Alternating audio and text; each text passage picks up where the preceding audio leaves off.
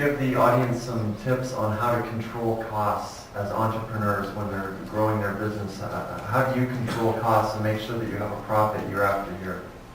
In our type of business, is really cutthroat. I would say I'm probably the only Chinese that runs a company that compete with a lot of these Canadian owned manufacturers.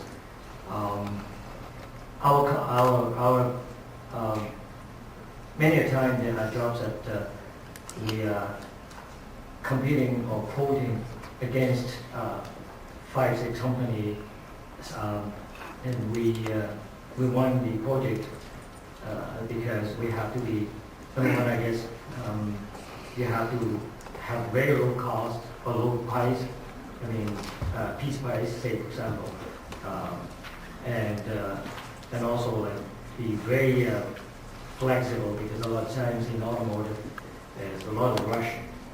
Almost like when they come to you, you ask of what, when do they want delivery? They would always say yesterday, right? So delivery time is very, very short, and yet there's a lot of challenges. Most of the time, people that come to us are parts or components that they have challenges with. A lot of times we have come up with a price that's so low, and yet we have to be able to deliver in a very short time.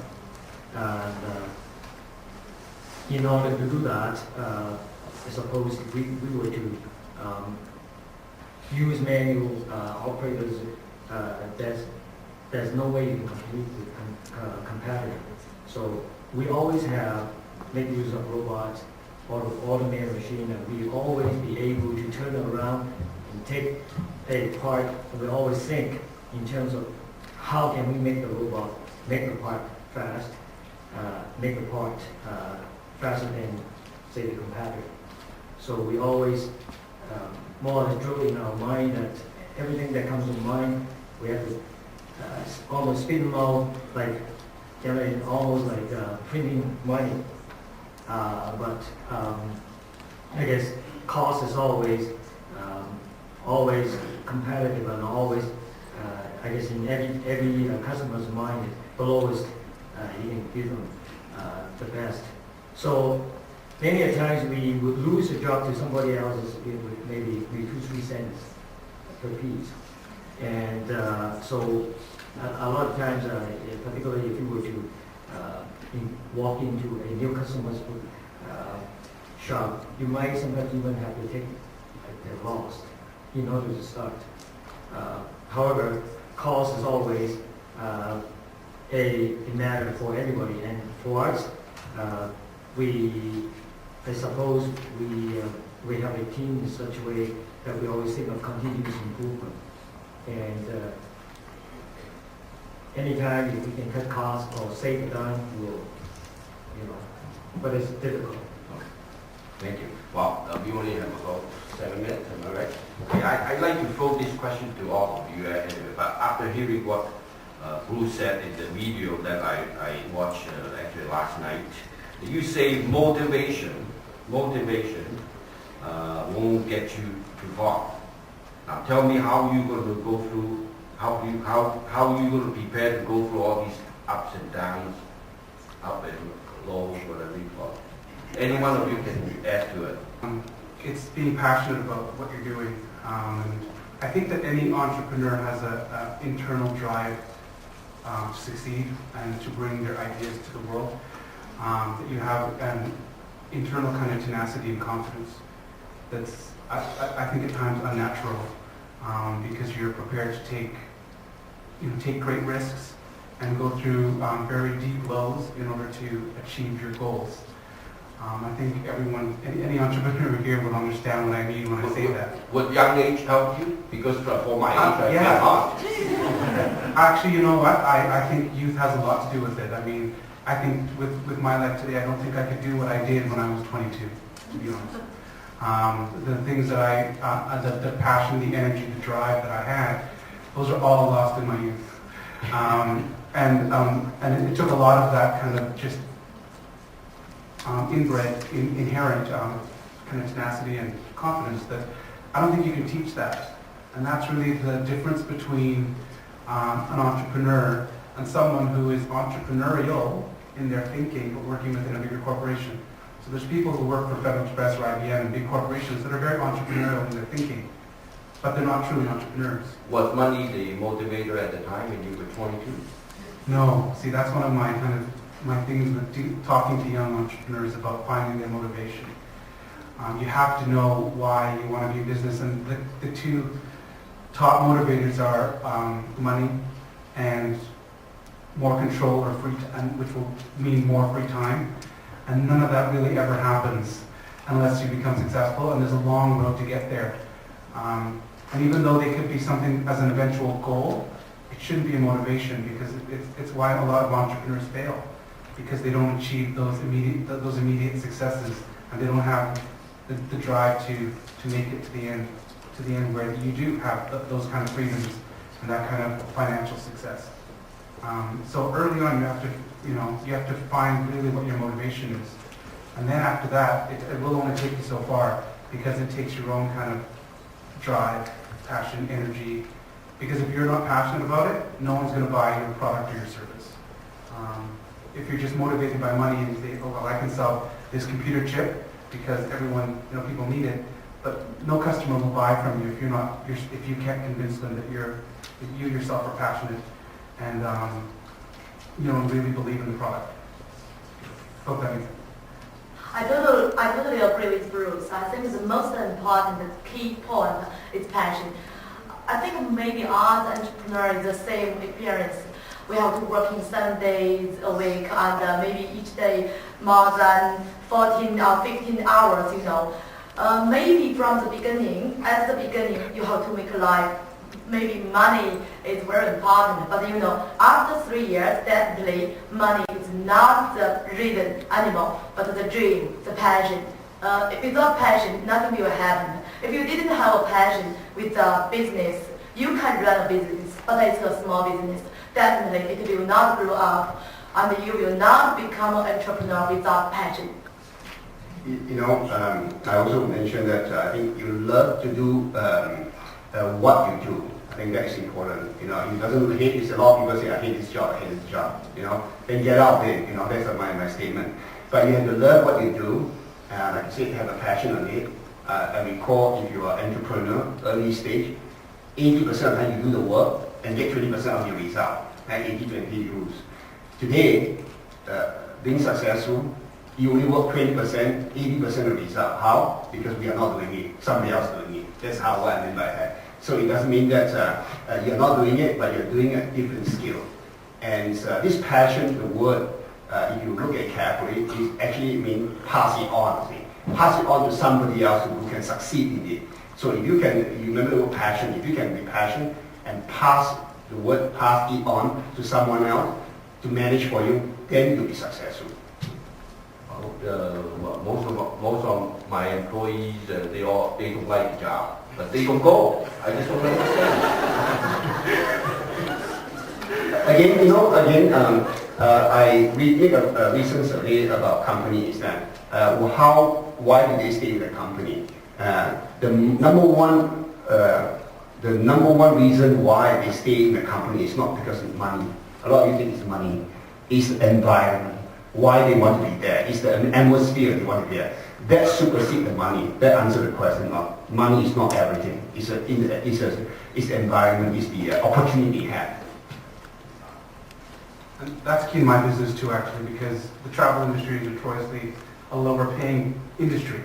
And I have to attract top quality people, and I can't match Royston's salaries like for IT companies and larger kind of mainstream companies. I have a COO that was a director of the Swiss bank for 25 years.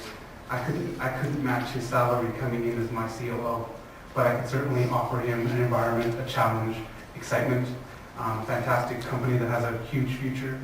and someone where he'll have direct impact on the business, and everything to do with, like all of my executive management now are, I would say, could probably make more money elsewhere.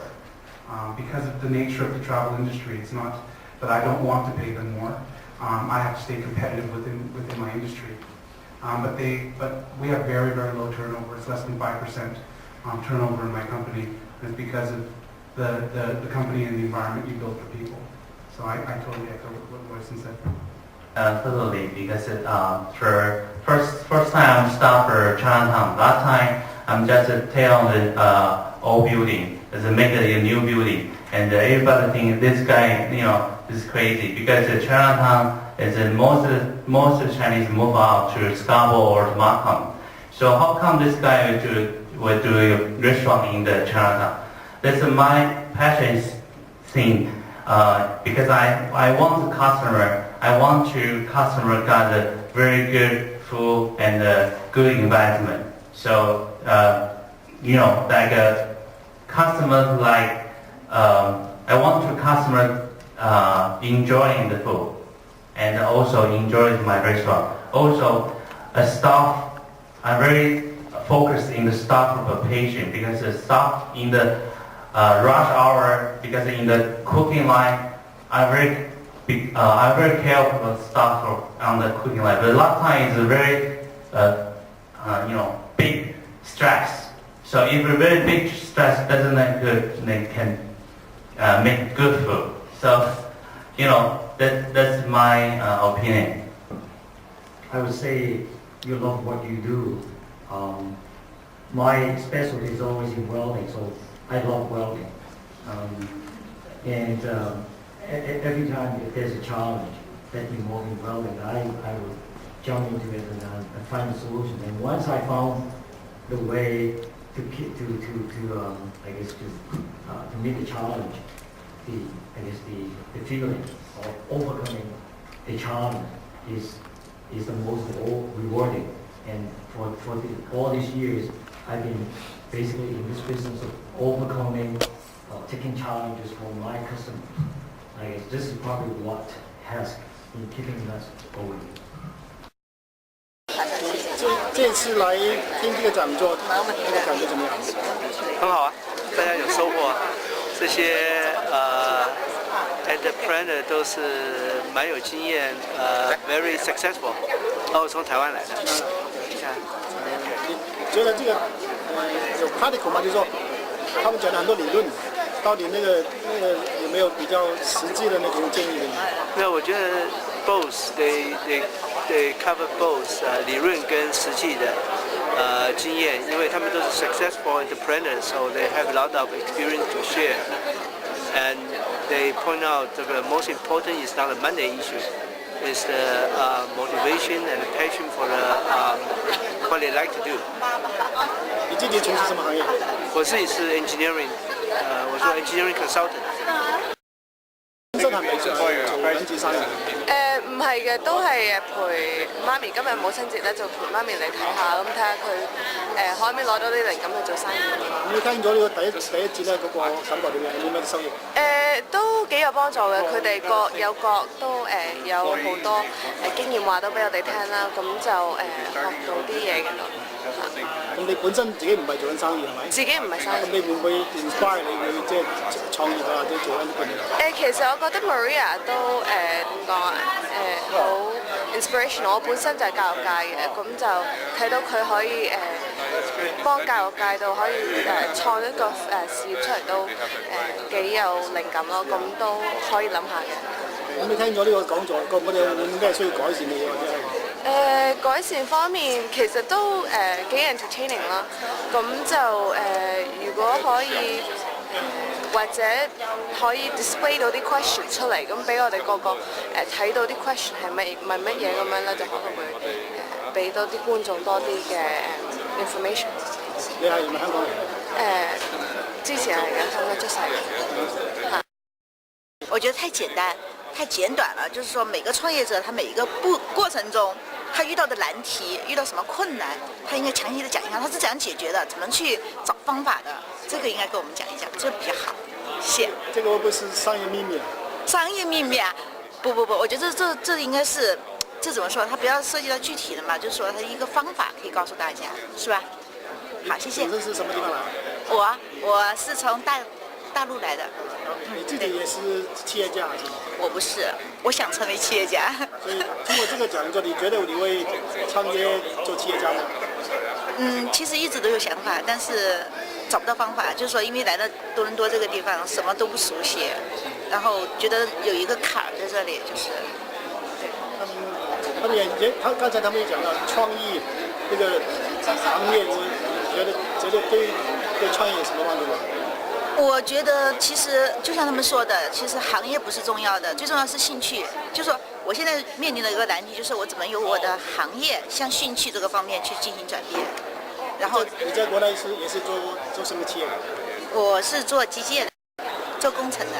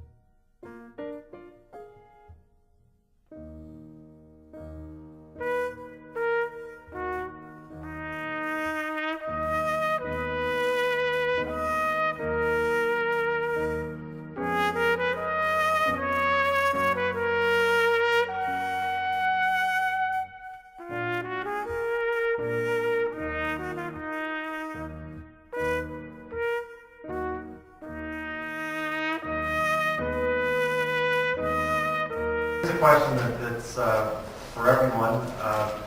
What's your biggest obstacle that you had to overcome at the beginning of your business, and how did you get past it? How did you overcome the obstacle? I guess money is the number one thing. For my case, when I started my company, I had no problem getting my first purchase order. My challenge was how would I start my own company. I guess to start every company when you start is money. And I went to the bank, every one of them refused me. So I guess the only hope that I had was my family. I went to my family member and borrow money from them, and also our own savings. And I guess, as you know, in our business, robotic is not cheap. And when I started my company, I had always in mind robots. And I had to call on a colleague of mine whom I used to work with in the United States. And I asked him to find me a used robot.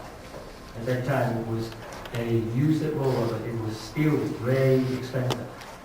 And so I guess, with the help of a friend, with the help of family, the only help, that's how I started the company. But the number one, I guess, the most important thing is really is money. And the bank is not the one to help you. Sorry to say that. Anyone else have a different challenge that they overcame?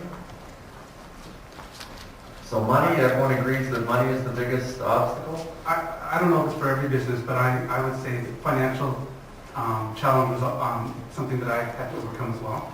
I also think that because I was young, I didn't really look at that as a problem. I just thought that was somewhat of an obstacle to my eventual goal.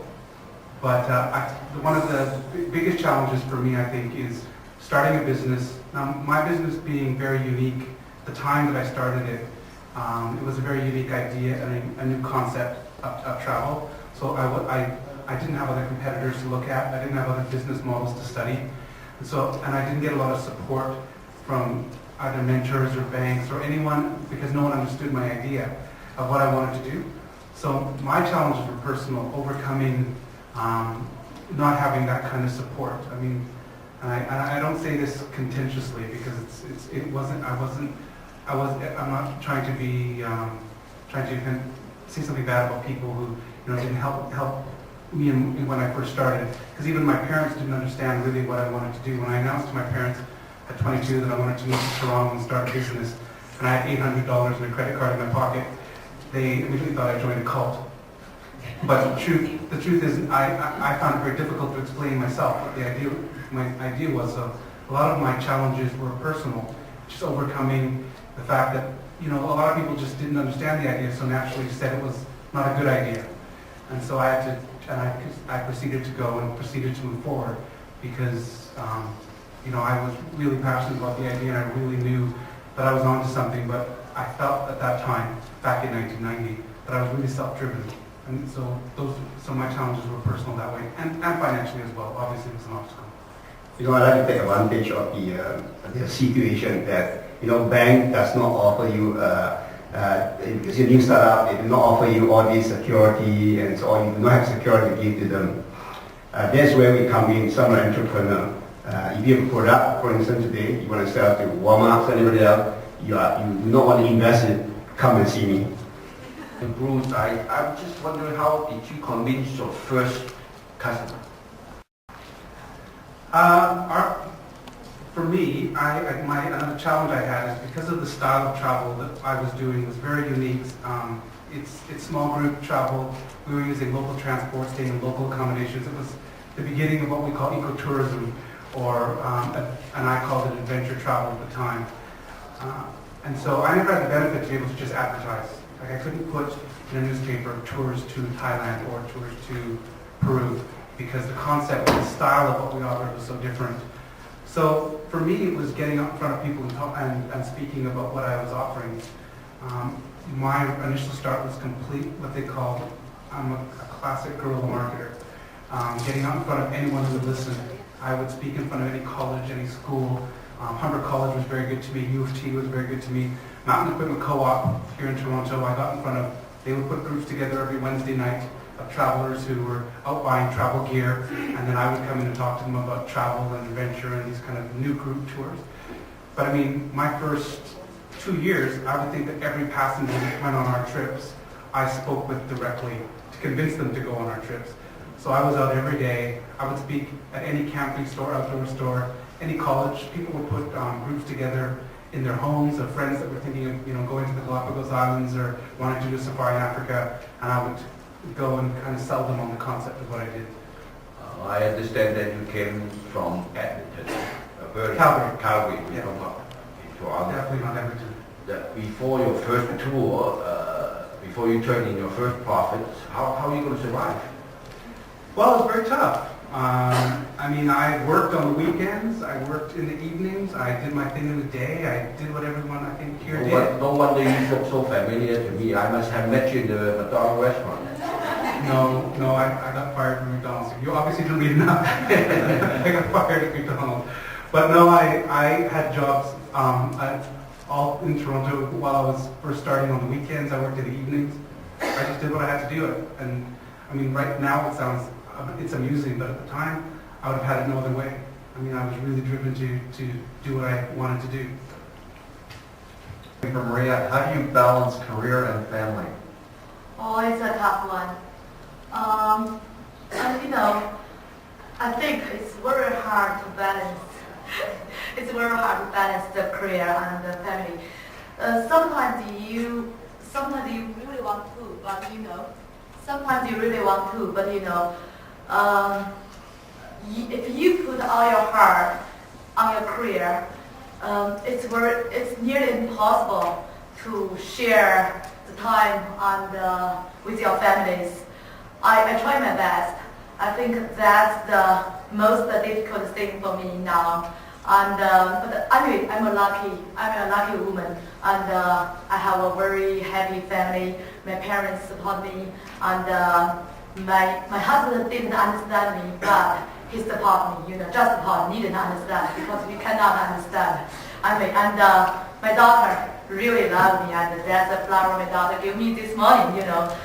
So it's hard, but try your best. The most important thing is that let them know it's not you forget them, you still love them, just that you are busy and give them a goal that maybe after 2 years I will retire from the job and I will together with you to, you know, give them a dream, you know, give them a dream and they respect them all the time, you know.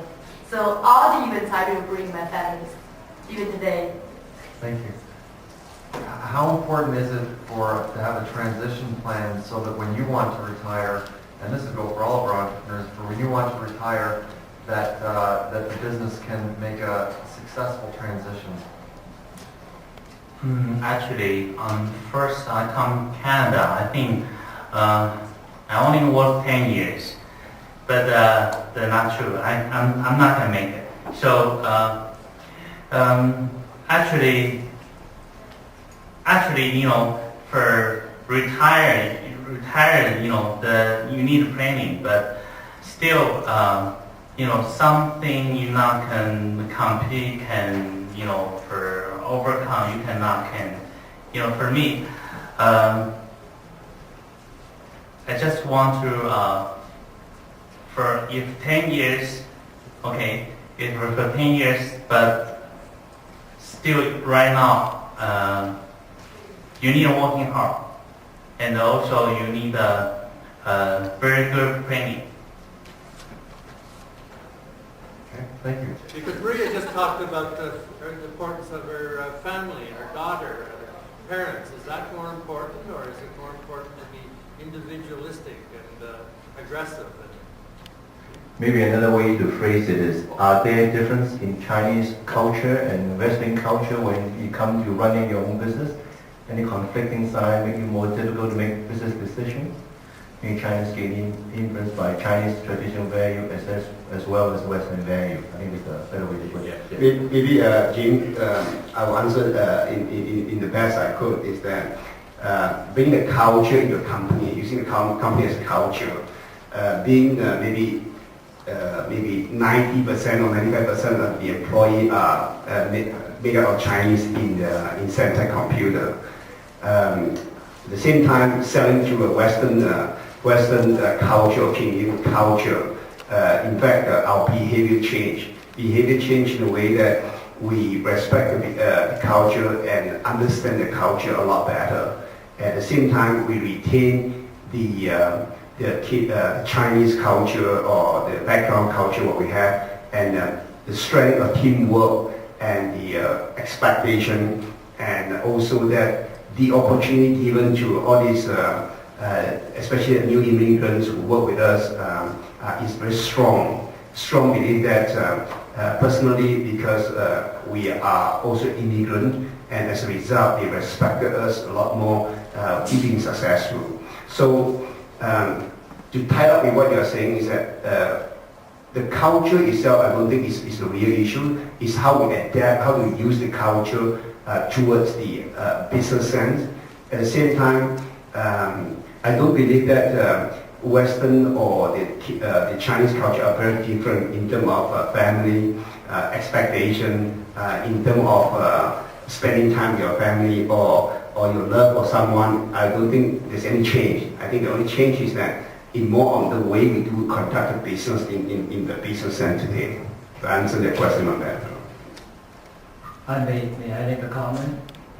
I guess the Chinese way or Chinese culture versus the Canadian culture, I suppose, I think as of now still in, say, in Hong Kong or certain part of China, a word is a word. A man is as good as his word. A lot of times they make you with the phone, right? However, my experience here in Canada, if you want to make a business deal, you have to have black and white. So you probably have to have sometimes a lawyer, I guess, handy. I'll comment on that quickly as well. I mean, what I get out of that question is the Chinese or even Asian way of doing business on a global scale are very much team-oriented companies where there's less individuals, whereas North American way tend to have these celebrity CEOs and have real individuals who kind of make companies successful. And I think from my business, I have to compete on both playing fields. I think we have to create that kind of environment. We have offices in Australia and Japan and New Zealand. It's a very different company culture, which does, I would say it does embody more of that, that team environment where everyone is kind of, everyone contributes and there's no star player, if you will. Whereas in North America, it's very common. Like, I get separated away out of my company all the time as being this, entrepreneur and business entrepreneur that as if the company is, is a second, it's separate from me, where it's all one. And that happens a lot in North American business, and I think that you have to be able to play both fields. I mean, I was very reluctant for many years to separate myself out as the CEO of the company or the founder of the company, because I wanted to take everyone with me as a team kind of success story. But in the last 3 years, I've kind of given that up and agreed to do a lot of the kind of awards, a lot of the press interviews, and a lot of the things and we get a lot of publicity out of it now. But it took a while for me to accept that role. And I think that if you want to play the game, or if you want to do business in North America, you have to be able to, do both. You have to be able to adapt and just understand where you come from. But in terms of family values and, all of those things, I think those are all very individual things as opposed to kind of cultural things. The only one I can tell you is that in the office, I'm the boss. At home, my wife is the boss. Speaking of, we're talking about accounts receivable, and what do you have any suggestions with how to deal with customers to minimize accounts receivable problems and maximize the cash flow, get that money back into the business? For us, for account receivable, for ours it's very straightforward. Our customer base are bigger, but yet they demand a lot longer terms. So it means that we need to have a lot of cash flow, or on the other hand, sometimes it's not the cash itself, it is the risk involved. What if they don't pay you? What if they don't pay you? So, of course, there's a lot of agency available out there. You can buy insurance. Customer like Best Buy, Walmart, we buy insurance on them just in case even they don't pay. We do. When I say they don't pay, means that intentionally not they don't pay. Sometimes dispute, they may drag you for 1 year. So what do? You have to claim insurance against them. So we do buy insurance against even a company like that. So to answer your question is that account receivable other than sales. Sales is something that we call, it's very easy. It's something how to collect money, that is the issue. If you can collect money and you can sell, then you are successful. My understanding is that the insurance like this is available to a lot of industry, but to what degree, to what dollar, I'm not sure. But again, maybe TD Bank can tell us that, or BBC can tell us that today. I think Export Development Canada probably have a better answer. Yeah. They insure receivables at a fraction of the cost, so it give you the peace of mind. I just to share with you people. And this question is directed to Ken Cole more appropriately. And your business is cutthroat, you described, and even sometimes lose your contract in terms of pennies. Now, how do you know the market pricing when you first involving the business? That means if the person is new to the business, how do you know what is the good pricing? What is the competitive pricing? You don't. There's a lot of guess game. However, I guess the best thing is really what your own costs, your overheads are. Then you'll be able to, let's say, if I hire this guy, I have to, let's say per hour basis, you're paying the minimum, I guess, minimum wage. Well, it's about $10, say. Then besides your labor, besides your material cost and overhead, then you calculate based on if I make the part based on, let's say, $15, do I make any profit? After the deduction, So give the best you can, right? Exactly. There's a lot of guess game, I suppose. What's the key lesson in moving your company from being a small hands-on operation to it says international here, but I think it could apply to anything, even just at home. But what's the key lesson or key tip to moving from hands-on, kind of doing all the work yourself every day, to getting bigger and pushing away from the day-to-day and becoming maybe more strategic in how you run the business? Anyone? I guess one thing we have to learn is to delegate. Once upon a time, I used to do everything myself. With my first purchase order, I was the engineer that designed the machine or the fixtures, to programming the robot, to sometimes even making parts. And at times there are tense, I guess, times that I had a robot that's broken down. My only one at first robot broke down 1 o'clock in the morning, and I was also the service guy. We troubleshooted, and meantime at 8 o'clock there's a truck waiting for parts, and I had to fix the robot. And these are times that nobody would understand. I guess having that experience is difficult to let go later on when you have more and more people, and basically your role is no more a technician or engineer or a troubleshooter. I guess my goal really is to get business and manage the company. So that a lot of times it's difficult to let go, but I guess you have to learn to let go and delegate. Then I also think that you have to have a good vision. Vision means that you have to take risks. Risk, by what I mean by risk is hiring people, invest in the technology, invest in machinery. You may not have that business today, but if you see the visions coming, the technology is there. When the business comes, you're ready to take them. It's very hard to, when you have a business coming in, you don't have all this technology, you don't have all this structure to support that. I couldn't agree more with Bryson, because lots of times I have machines sitting idle. However, it's almost like an egg in the hen, a chicken scenario. Is that you have to have the egg first or the chicken, because if you don't have that machine or the technology in hand, when time comes, it is job opportunity. You won't be able to accept that job or take that job. And I guess risk, certain type of risk, really you have to take a calculated risk, I suppose. Okay. If your business is not growing anymore, no matter what you do, you try, but didn't succeed, what else can you do? If you're not happy with your business being where it's at and you can't grow it, you have to find someone else who can. I don't think that your business necessarily has to grow though to be successful. If you're happy with your business the way it is, and you're happy with how what it gives you, the quality of life it offers you, or and the employees, and you get satisfaction out of that job, then that's great. But if you're not happy and you can't grow it, you have to find someone else who can. You might be able to hire someone that you can work with, but as an entrepreneur, that's often quite difficult for someone to come in and not have the history to be able to start telling you what to do.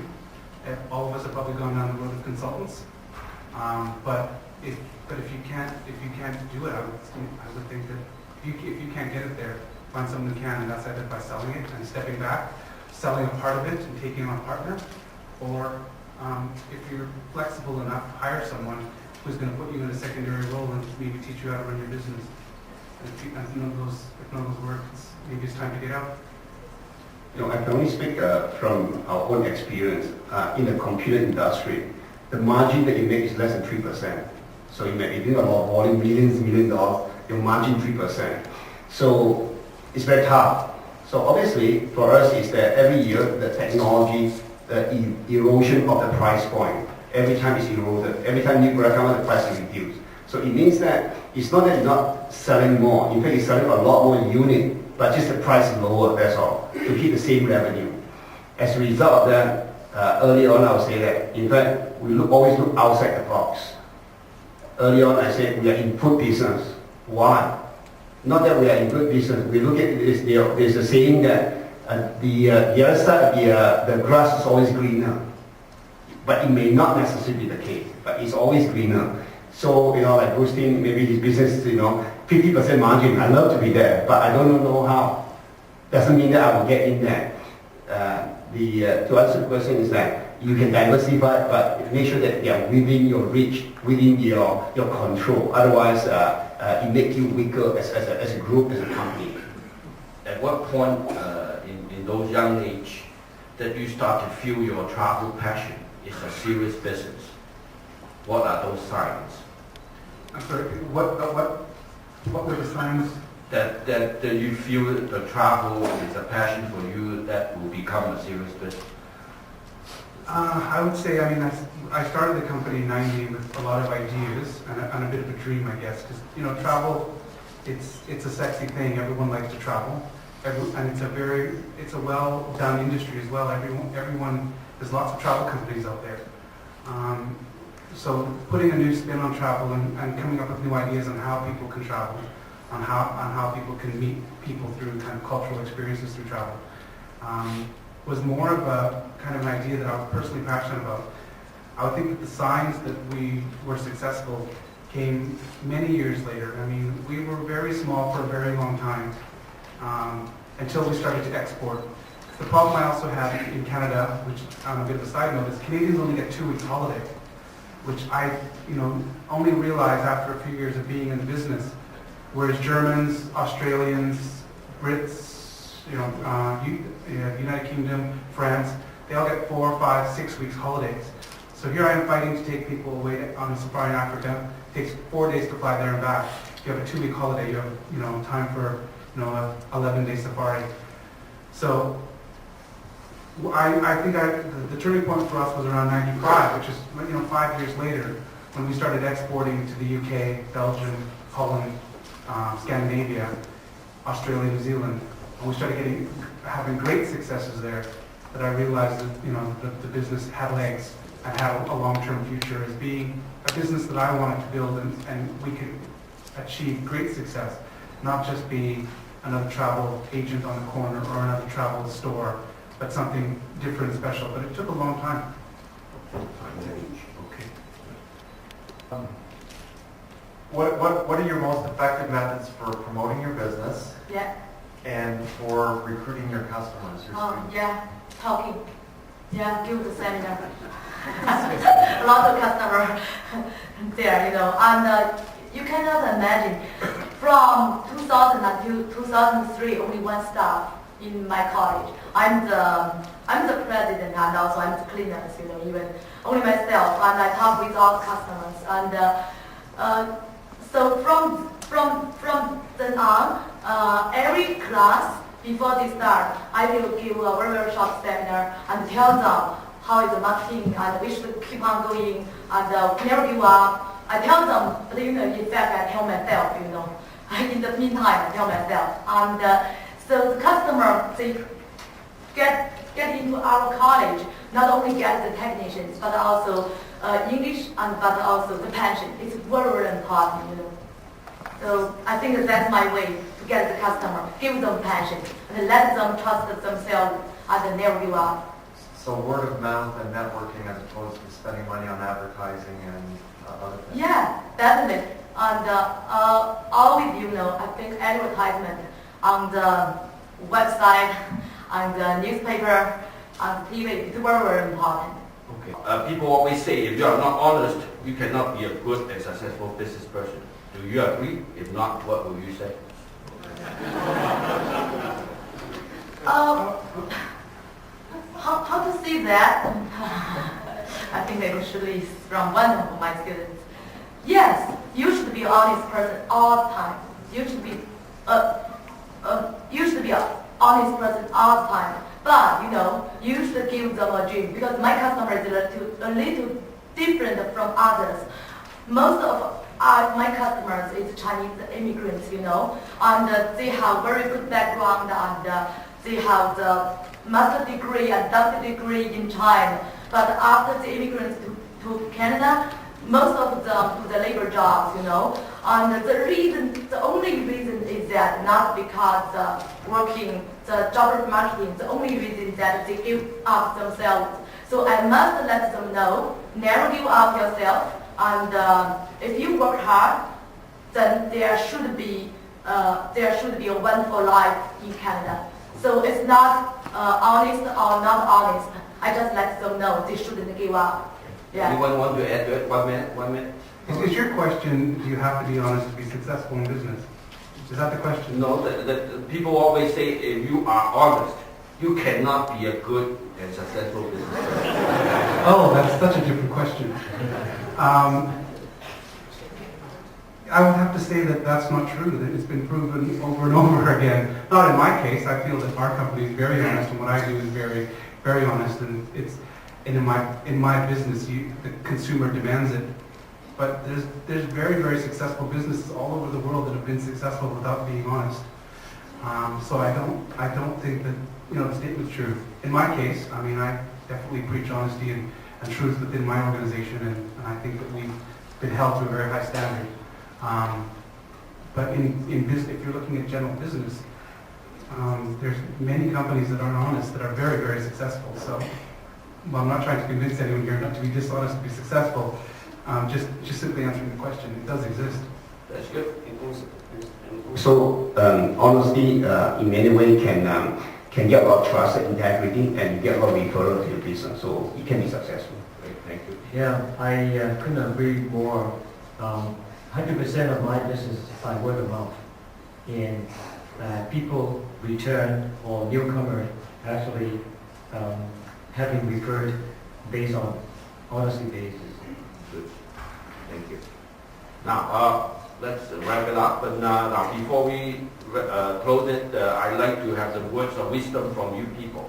Any idea or thoughts you would like to give out to the audience? From each of you. Should I start? Okay. The one piece of advice I like to give to entrepreneurs who are starting out, or have already started and are just starting, is defining types of entrepreneurs. I think that entrepreneurs often get lumped into one bucket or one group, and there's all types of entrepreneurs. And until you understand the different types of entrepreneurs, sometimes it's confusing for you or for people who want to start businesses where you fit into the world of entrepreneurialism. An example of this is, as I mentioned earlier today, there are people who work within big corporations like IBM or McDonald's or FedEx, any of the big companies that are very entrepreneurial in their thinking.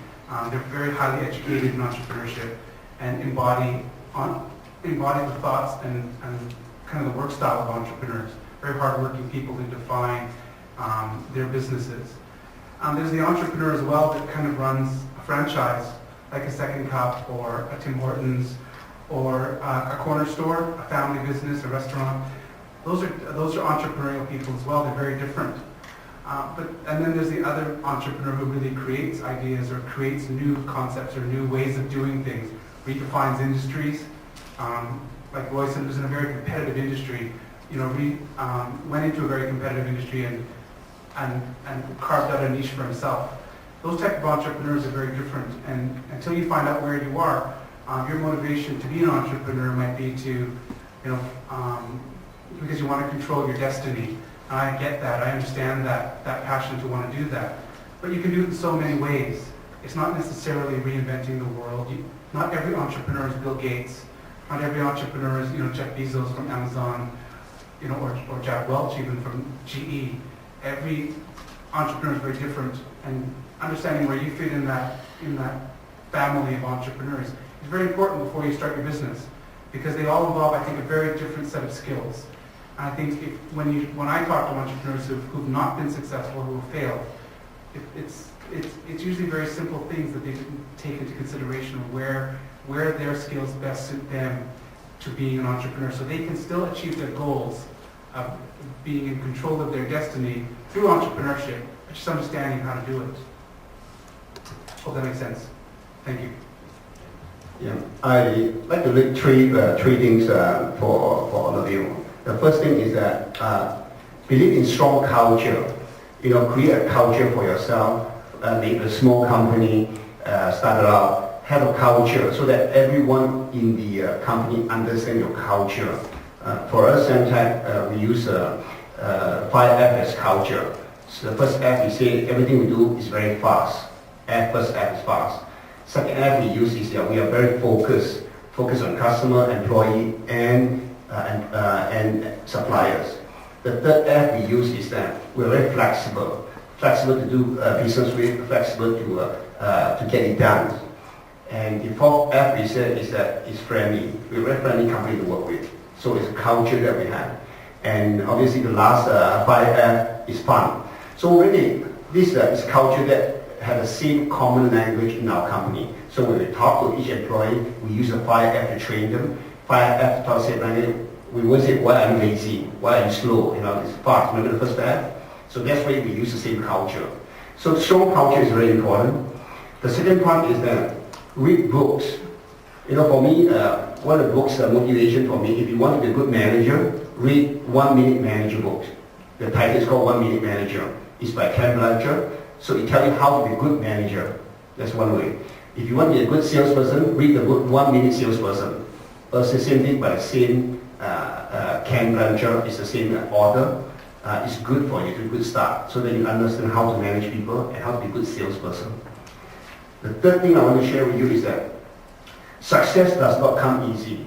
It's not spoon-fed. Success does not come from, earlier on I said a bit of luck. It's true, a bit of luck. It's not all the luck.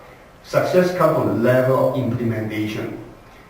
Something that you seek for it, you love what you do, it may fail. You may try 10 times, it failed 10 times. But it's the last time that it got through it. That last time count. It's not how much the 9 times that you fail, it's the 1 time that you count that you have succeeded. So that is how the level of time you put in versus the level of investment you have. Sometimes it may not be the money, sometimes it may be just the contact. A lot of people go to networking, meet so many times. It may not be successful the first few times, but eventually you will be successful because you've tried so many times. This is a theory that many people told me about Edison. We only remember he made bulb, but do you know how many millions of experiments he did that unsuccessful, and nobody mentioned about that. So that's the message I want to pass to you. Level of implementation equal level of success. The more time you put in implement, the more successful you will be. Okay. I guess one thing I have to share really is to be prepared to take any failure and restart again. Because I heard from Maria, there's a lot of Chinese immigrants who has a lot of good qualifications who came from China with master's degree, or even I heard about a PhD who killed himself, right? Committed suicide. I guess it's important to be, flexible because we call him the time that before I immigrated to Canada, I had a very good job at the China Medical Power and Power Limited, and I looked after the whole department, the welding department, having 200 people working for me with 4 foremen in the welding department. And when I decided to leave that job for my, one of my passions is to have university education. I left Hong Kong, I left my job, and came to Canada with the sole aim of achieving and obtaining higher education. So I still remember when I first took my job, when I landed here, I was doing the job is one of my, 200 people is basically working as a welder, sometimes even sweep the floor, doing this type of work that nobody expected. One time I was the boss of 200 people, and I was doing the job of one of them. And many a time, I recalled, when I was working in Hong Kong, I went to the Outward Bound School, and it was a very tough training school for, outward training. And at times I had to climb 10 mountains in one day carrying 60 pounds of load in your back and sometimes climb, a rock, sometimes a cliff, barehand. So those times actually gave me a lot of, training was a hardship, but when I came to Canada, I always remind myself, hard times are nowhere near the time that I was in the training, So that I kept reminding myself, and because it's just like a kid, you start to learn walking, you fall, and you get up again, eventually you can run. So it's like business is the same way. Thank you. 你不可以满足现状。 And you cannot be satisfied with the current status. You You have may- to be satisfied. Yeah，然后如果你满足现状的话，你就会停在这个层面上，你就不会再有一个新的动力。 Whenever you satisfy the current state, you stop trying. 所以我想就是说，如果要往这条路，其实要成功，其实要付出很多代价。 So you pay a price for it, but it's a good route, and that's the route you have to take. Thank you. Yes, sir. Yeah, I think there are most important two things. The first thing is that you should be well prepared. So well prepared not only money, but also the most important is yourself, from your heart.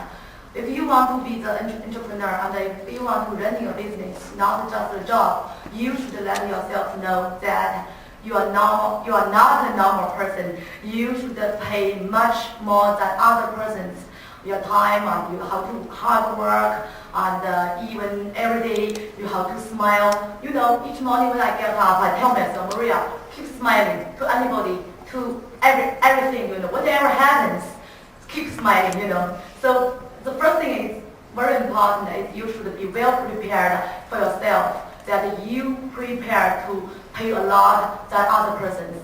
And the second thing is that you should eager for the feeling of successful. I think that's a habit. Once you have a feeling of successful, you will used to it. And then for the next time, for the next successful, you will work hard and hard. It's very, very important. So that's the reason I totally agree with Bruce.